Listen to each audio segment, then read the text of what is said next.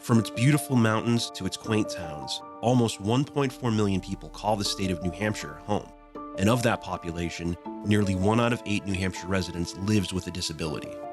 But through organizations like Granite State Independent Living, this community is being empowered to live their best lives. We are who we serve. We are individuals living with a disability, serving individuals living with a disability. Over the next half hour, we'll hear the stories of several Granite Staters receiving some of GSIL's many services, like in-home care. You're jumping into this relationship with immediate, you are my arms and you are my legs. Community-based services. Just being with other people like me, I get to hang out with people and not feel weird. Educational programs for students with learning disabilities. I want to be a teacher in a classroom. I never thought I'd be able to do something like this. Job match and employment placement. In the disability community, we can't really follow the model of this is how you're going to make it as an adult. And inclusive advocacy efforts. I'm very fortunate to be in a position where I'm able to be that voice. We invite you to meet GSIL's unseen heroes.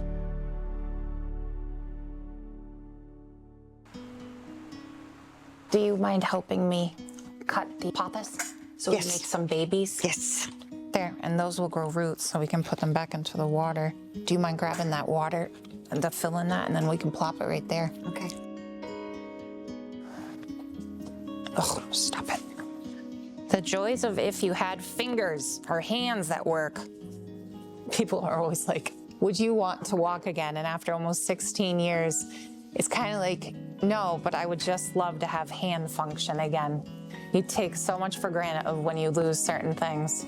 It's just, it's very difficult, but it's doable. Right, Bubs? Come here. I was injured 15 years ago. I dove into a lake. It was really too shallow, and I broke my neck, leaving me paralyzed, quadriplegic. I pretty much lost everything in that quick blink of an eye. My life was very turned upside down. And then after that, I decided to move back home and be with my family through all of this and learning a new life again. Everything that you want to have if something like a tragedy like this was going to happen is your support system. I purchased my own place or moved into my own place almost 4 years ago. That was a very large move to be able to do something and take independence to another level. You know, learning how to drive again with your hands was wow. But to fully move into your own home and live fully by yourself, to set it up for you, that's another level of independence. And Granite State reached out to me. Immediately, one of their coordinators came out and they started me up on their services right off the bat. All right, love it. GSIL home services are ones that an individual living with a disability is in their own home. We have attending care employees who will go in and help those we serve. Sometimes it's doing things like vacuuming and shopping and laundry and meal prep. And for some other consumers, it's a little bit more personal than that. My name is Sandy O'Coin, and I am an ACE for GSIL. Sandy came on board and she's always been a caregiver. That's her personality through and through. She's a mother, a grandmother, a great-grandmother. She's one of my best friends. We'll go around this way. Yeah. I have learned so much from her, and she is a very talented person. She's a very strong person. She's somebody you just want to be around, and it's not just work for us. We have a great time together. Hello! So when Sandy comes in, or any of the other ladies, without that person that comes in my door every day, I wouldn't be able to be doing what I do, and I love my day. I come in and I first of all get her tea made and set up everything in the bathroom that we're gonna need for shower time. Make her lunch if she's hungry, and I also take care of Journey. I feed him. Sandy's care for him as she rolls around on the ground with him or sits in his bed with him. So he gets a lot of butt rubs from everybody, but definitely from her. Sometimes I need help with filing. I work mostly remotely from home, so if I can't get to the office that day, I can get right on my computer and work here. Hello, everybody. With the spring here, dabbling more into gardening and the flowers, and Sandy's very big into that. Because what I'd like to do is repot that one, I think, the big one. I know, it's probably wicked group out. I'll watch you do it. They're there to cheer you up when you're having a bad day. They're there to cheer you on when you're having a great day.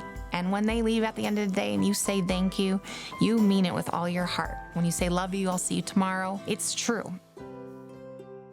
To do this job, you have to bring your entire personality with you to work, not just part. It's like when I come into Jenny's house, no matter what's going on in my personal life, I make a point to come in with a smile on my face every morning. Thank you for coming over. Oftentimes is just what they needed.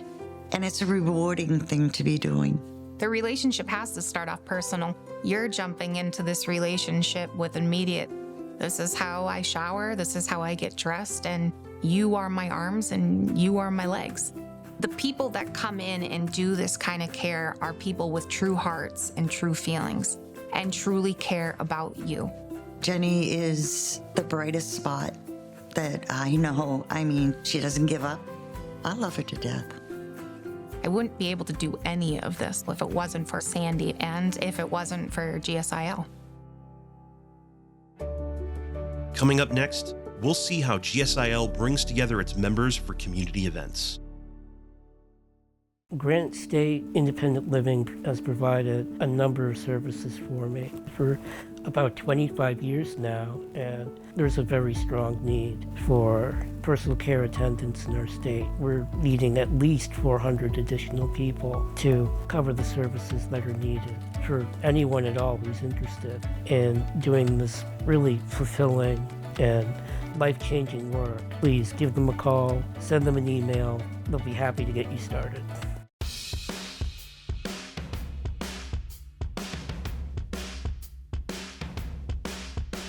We are at the Seacoast Science Center today in Rye.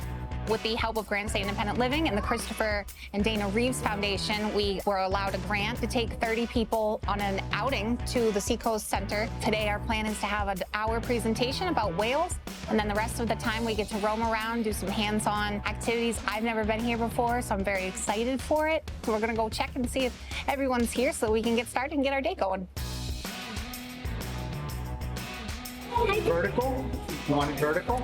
We want our consumers as healthy as possible, whether it's physically, mentally, in their community, engaging in their community, because once that happens, then they are living independently.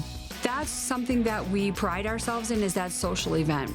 Getting out and doing normal activities that our consumers need to have in their life so that they are participating in the same activities as anybody else is. So Granite State reached out to me, and then they asked if I would volunteer to start a peer support, peer mentoring program. We don't just offer one-on-one or virtual Zoom peer support groups or just resources. We also offer resources outside, and that's getting involved with the community. That's going to different accessible places that are easily able for people in wheelchairs to be able to get around. We also have our transportation services that people can call. So we all get there, we gather, we socialize in person. Some people are meeting someone for the first time. Some people are meeting someone for the first time in person, not virtual. My name's Ken, by the way. I don't think I met you. Al? Yep. Nice to meet you. So it's a really wonderful time for just that, for in-person socialization, to get out of the house, to go and see what's out there, to not feel isolated, to feel like they can be part of something again. So it's nice getting out with each other, hanging out, talking, and then doing these events. It's really great. Gets everybody out and together and communicating and doing things, yeah. The purpose of these events is so we can gather together and not feel like we're being stared at, or we can't, access something. Just being with other people like me, sharing their struggles. That's what it means to me, is I get to hang out with people and not feel weird. Is it cold? Can I touch it? Of course you can. Except underneath? Yep. And his mouth is actually in the center there.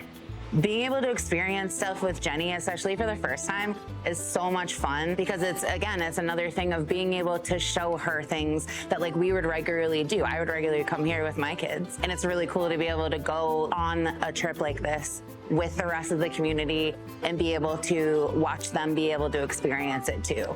People living with a disability already are at a disadvantage because something's been taken away from them generally, whether it's their ability to clean their house or their ability to get out of bed. If we can provide activities that remind them that they are still alive, that they can still go out and do these things, then that's what we want to do. So today went really well. The Science Center is very open, it's convenient, it's accessible, and it's a lot of hands-on. It's very important that we stick together and that we keep in touch with each other and keep our hopes up, because there's a lot of ups and downs in life for anybody, whether you have a disability or not. And when you find that friend, no matter what, you keep them as close as possible because you just don't know what the next day is. And I think that's what happens when we get together, whether you never met him before, or you just heard the name, or you just emailed each other, or you see each other once a month. It's never a dull moment.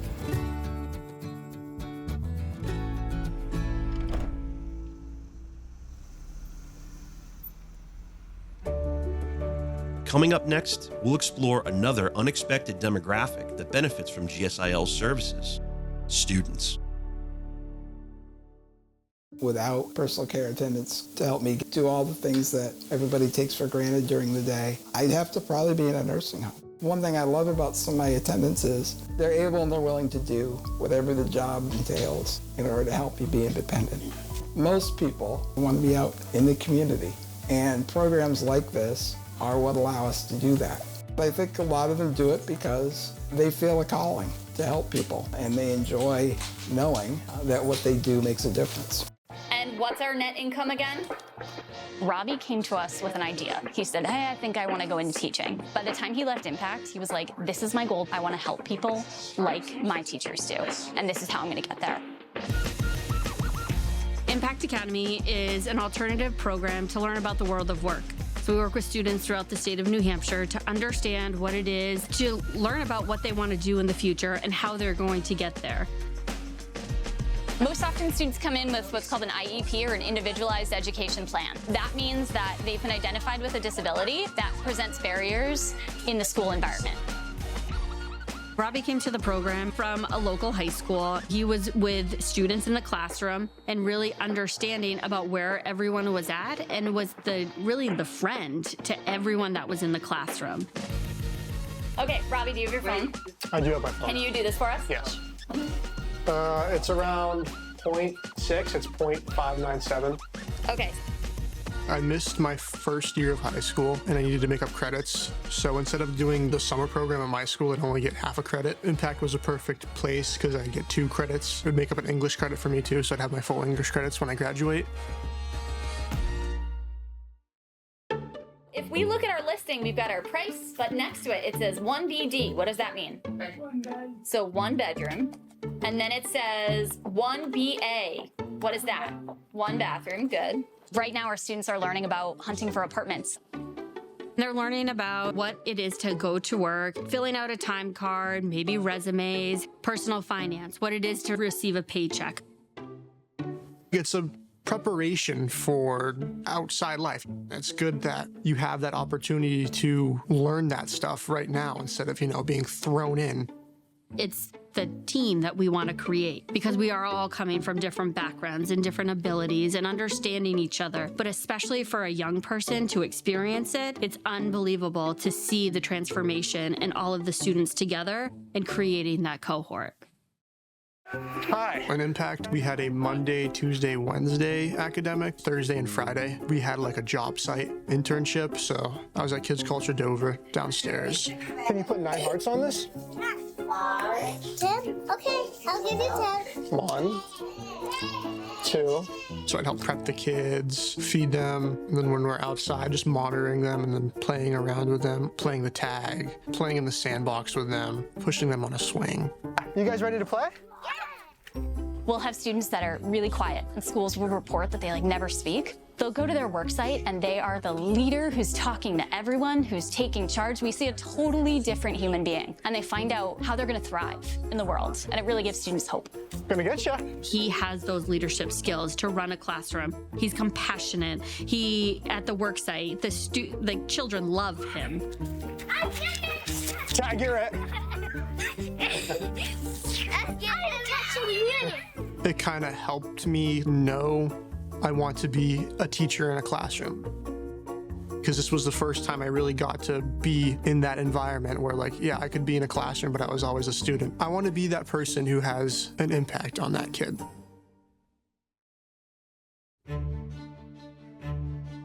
It changes the trajectory of their lives in just being in this program by understanding what they need to do and how they're going to get there, but with the support that is needed. The dinosaurs laughed, they rose from their chairs, they jumped in the air, they started to dance. One of the things I love about special education, especially with like smaller environments, is that you get to connect. Nobody from any public school has had that big of an impact on me than the teachers that I have had in like special education programs. Do you guys see anything wacky in this? No. A turtle on a tree. Look at. There's a turtle on the tree. I think all students need to understand that they can do anything they put their mind to. There's times when we're knocked down, but we got to get back up. Wow, I was going to cry on that one. Students need to know their self-worth and to understand that no matter what the barrier is, they can do it. I never thought I'd be able to do something like this. Being in this environment, I've been able to make those connections, and I've been able to gain my confidence, and I've been able to grow. And that's all I have been doing.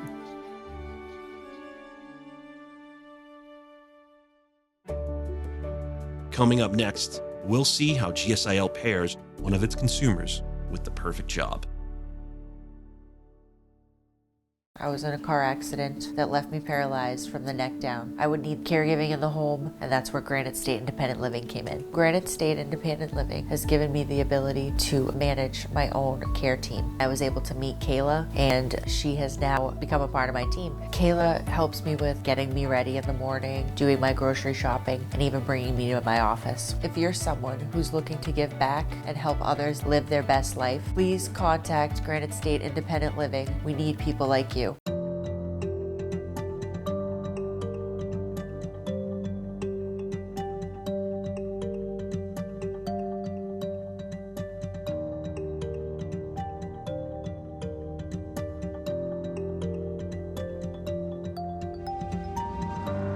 What makes me excited about insects is just vast diversity of insects types that they are and how specialized they can become to their surroundings and their environments. Once you can sort of learn about it, you can look at the world in a very different way. I subscribe to the lifelong learner's mindset.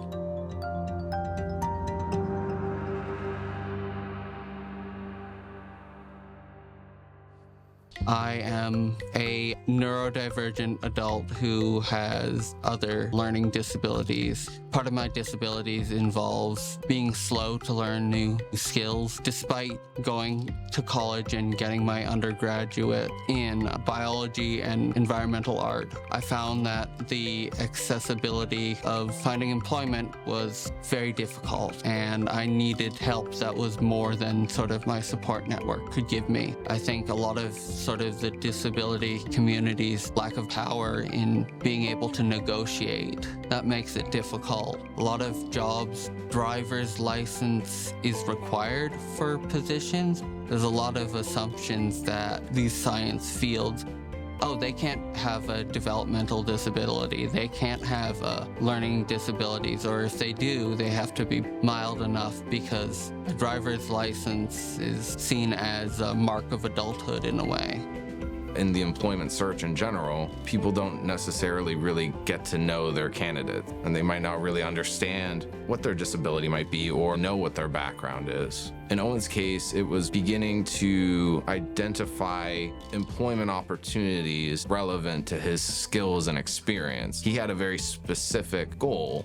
Granite State Independent Living sort of ended up being a later addition, but a very important addition. Jonathan was always very flexible and very let me help lead some of the professional development needs that I had. Helped me set up a meeting for an informational interview. I was going into the interview not expecting anything in terms of job opportunities. Hiding your disability is sometimes recommended, but for me, it's like, is it gonna harm you if you don't disclose it in order to get supports at work? With Ishvan, there was nothing like that. He came in and said, "You seem to like insects. Do you want a job here?"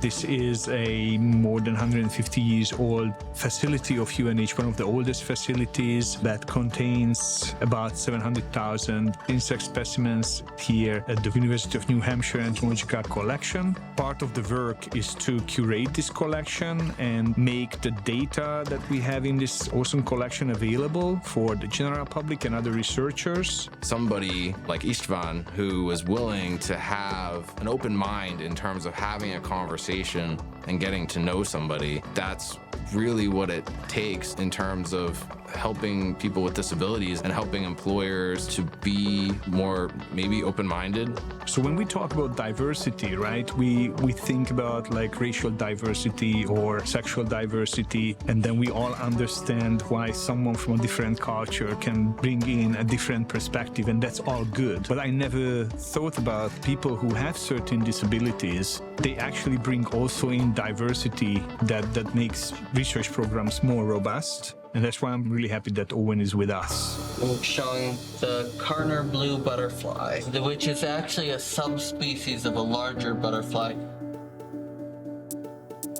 I think that we are sometimes too quick. When you work with Owen, things are kind of like slowing down. This actually brings in an absolutely positive teaching-wise. When I have students over and Owen is helping me out with my labs, he is slower, and I realize that students are actually great patients to listen, which I thought they don't have anymore. So that's why I try to like deliver things as quickly as possible. When Owen explains things to students, they seem to be able to better comprehend things. I subscribe to the model of we each find our own path to adulthood. I think especially in New Hampshire, in the disability community, we can't really follow what is sort of given to us as the model of this is the adult world, this is how you're going to make it as an adult. We have to sort of build our own networks. I still do a lot of citizen science stuff, but I'm also now more involved in disability advocacy and disability-related causes. It's been really rewarding working with Owen. For me, the important thing is to not just help him, get this placement at the lab, but then to follow up with him and identify, okay,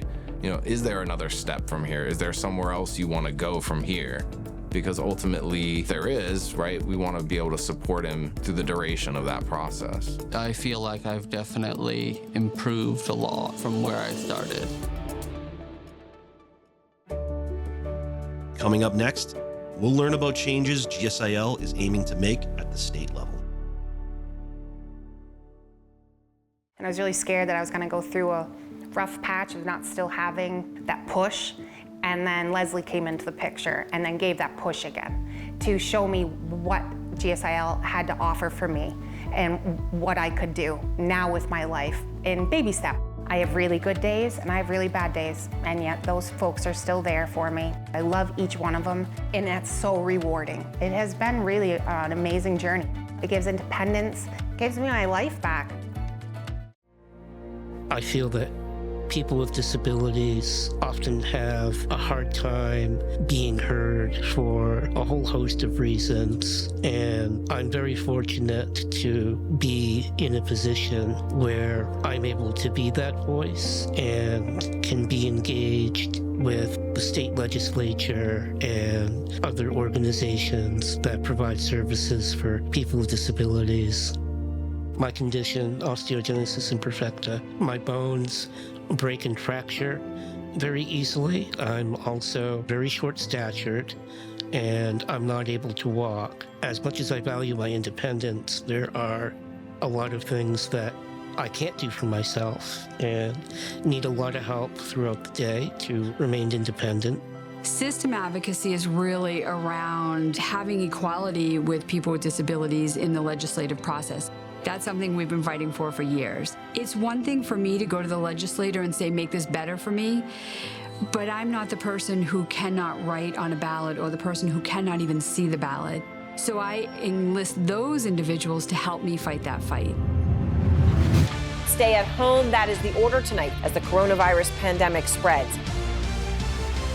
I think the single biggest thing that happened with the pandemic was the state legislature took a really unprecedented step in opening up access, streaming all of the public hearings, and at the height of the pandemic, even allowed people to call in on public hearings remotely through Zoom and deliver their testimony electronically.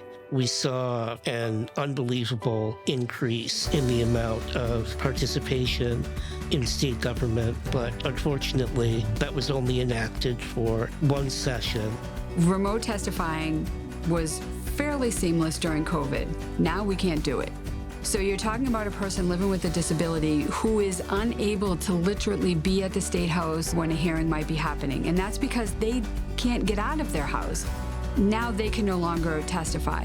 When remote access was allowed, there were a ton of people that were able to jump in and make their voice heard who otherwise wouldn't. And not just people with disabilities, you've got people with young families, people who work odd hours, but through no fault of their own, aren't able to actually get to the state legislature or get to their town meetings and be there in person. I think finding a carve-out where we could accommodate people who can't do that for whatever reason, it makes sense. We need more people involved in the process, not less. If they could do it while we're in lockdown, why not do it afterwards? They should be able to keep it open for everybody, no matter what, not just because of the state of emergency. I just think it's an excuse, because if you had the ability during COVID, which was considered an emergency situation, now that it's not an emergency, what, the technology, the ability, the willingness, the whatever, the drive to do it just suddenly magically disappears? As far as advocacy and making things just in general more permanent and making that more available, or more places being made into being more accessible, seeing what happens in an everyday life, what it's like to not have a way to get out of your bed, what it's like to go to your doctor's appointment and they can't help you because they can't transfer you on to the table. These are everyday things that are not looked at from all eyes, from all perspectives, but they should be. What's happening is you're excluding an entire population of people from having the ability to go and testify and advocate on things that are important to them. I think progress on this is going to be slow unless people really speak up about it and insist for this change. The more people that are involved in state and local government, I think it'll improve everything. They can be more informed on the issues and maybe better identify things that they'd like to see changed and issues that they'd like to tackle. I think the technology is there, and I think the pandemic showed that this is something that we can do if we want it.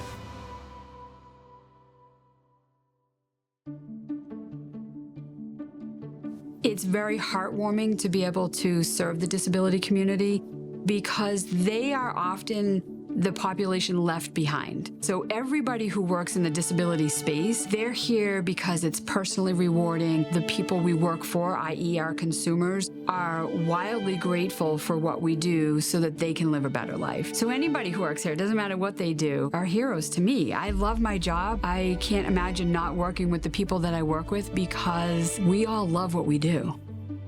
I think the students of Impact are heroic. Absolutely, they're heroic because they come every single day, no matter what they're faced with, to learn and to grow. And that is, as teachers, that's what we thrive to see each and every day.